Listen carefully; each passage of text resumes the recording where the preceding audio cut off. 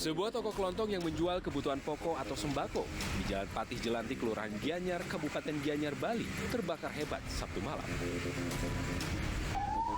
Kebakaran terjadi tak lama setelah toko ditinggal pulang oleh pemiliknya. Tiba-tiba warga yang sedang melintas melihat kobaran api dari dalam bangunan toko kelontong tersebut. Api yang semakin membesar sempat merembet ke 3 bangunan toko lainnya yang letaknya berdempetan. 3 mobil pemadam kebakaran Kabupaten Gianyar dikerahkan untuk memadamkan api. Proses pemadaman cukup sulit dilakukan karena bangunan toko kelontong terbuat dari bahan yang mudah terbakar. Setelah 1 jam, akhirnya api berhasil dipadamkan. Sementara petugas kepolisian dari Polsek Gianyar langsung memasang garis polisi dan melakukan olah TKP. Diduga peristiwa kebakaran ini terjadi akibat korsleting listrik. Warga udah gedor-gedor pintu. Jadi sekeluarga keluar, api udah besar. Api udah besar, jadinya kita keluarkan barang-barang biar nggak kena yang di sini. Di sini ada barang apa aja dikeluarkan, Pak? Kendaraan, karena bengkel mobil. Kendaraan ya. Ini toko apa coba? Ini toko sembako. Sembako. Ya. Tidak ada korban jiwa akibat kebakaran ini. Namun kerugian ditaksir mencapai 50 juta rupiah. Dari Gianyar, Bali, Ketut Catur Kusumaningrat melaporkan.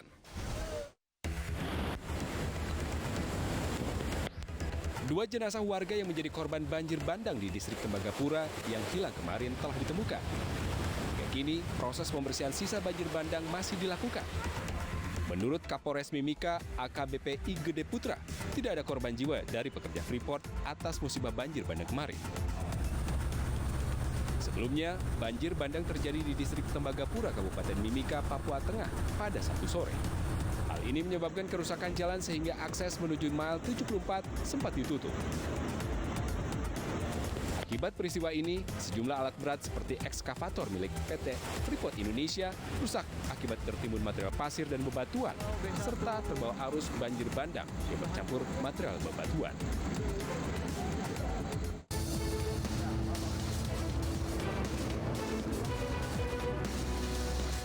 Inilah video detik-detik petugas PJR Induk Bitung saat mengevakuasi seorang wanita 25 tahun berinisial F di pinggir tol Jakarta-Tangerang kilometer 25 pada Kamis dini hari.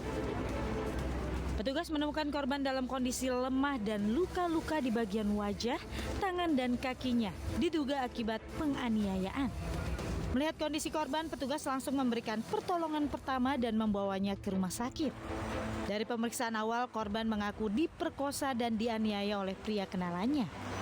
Tak hanya itu, uang dan telepon genggam korban juga dirampas pelaku.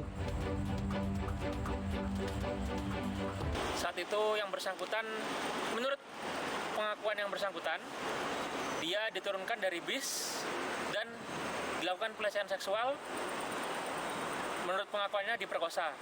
Kemudian setelah menerima laporan itu, anggota kami langsung membawa perempuan tersebut ke Polres Tangsel dan saat ini sudah ditangani oleh unit PPA Polres Tangerang Selatan. Berbekal keterangan korban kurang dari 1 kali 24 jam, tim Satreskrim Polres Tangerang Selatan berkoordinasi dengan tim Resmo Polda Metro Jaya berhasil menangkap pelaku. Kurang dari 1 kali 24 jam, tim Resmob Polda Metro Jaya berhasil menangkap pelaku yang diduga melakukan kejahatan terhadap wanita tersebut. Dan hingga saat ini dalam proses pemeriksaan pendalaman oleh Resmob Polda Metro Jaya. Korban F yang merupakan warga Bekasi masih dirawat di rumah sakit. Kondisinya berangsur-angsur mulai membaik. Kasus ini dalam penanganan tim Resmo Polda Metro Jaya.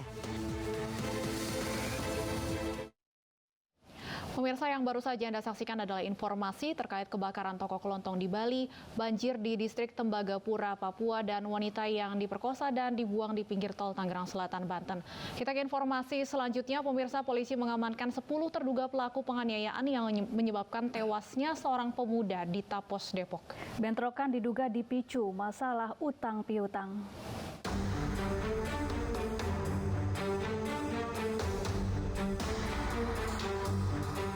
10 orang diamankan pasca bentrok antar kelompok yang terjadi di perumahan Raffles Hills, Tapos, Depok, Jawa Barat, Sabtu siang yang lalu. 1 orang tewas di lokasi kejadian akibat bentrok tersebut.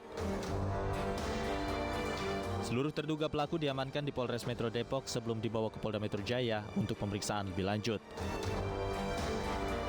10 terduga pelaku ini dibawa ke Polda Metro Jaya dengan pengawalan ketat aparat kepolisian.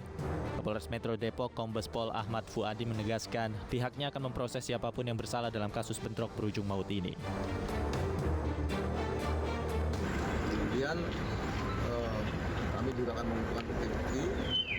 Sementara sudah ada laporan yang saya terima, saya belum melihat orangnya, dari mantan itu sebanyak 10 orang.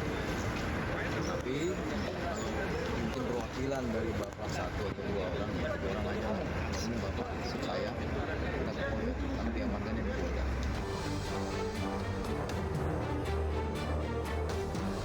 Sebelumnya bentrokan antar kelompok pemuda pecah di perumahan Raffles Hills, Cibubur, Depok, Jawa Barat, Sabtu siang yang lalu. Bentrokan itu diduga dipicu masalah utang piutang. Akibat bentrokan ini, seorang pemuda berinisial MSL tewas di lokasi kejadian. Dari Depok, Jawa Barat, Yung Rizky, iNews laporkan.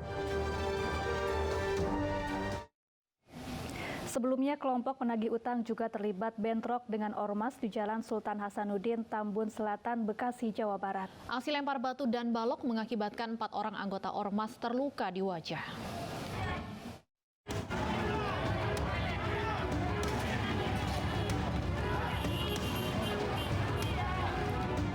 Bentrokan terjadi antara kelompok ormas Gibas dengan debt collector di Jalan Sultan Hasanuddin, Tambun Selatan, Kabupaten Bekasi, Jawa Barat. Keributan terjadi saat kendaraan yang sedang dikendarai oleh sekelompok ormas ditarik paksa oleh anggota penagih utang Matelang. Keributan ini berujung dengan aksi lempar batu dan balok, bahkan ada yang membawa senjata tajam. 4 orang dari anggota ormas Gibas mengalami luka di bagian wajah akibat hantaman benda tumpul. Selain itu, 2 unit mobil dan sejumlah kendaraan roda 2 mengalami rusak.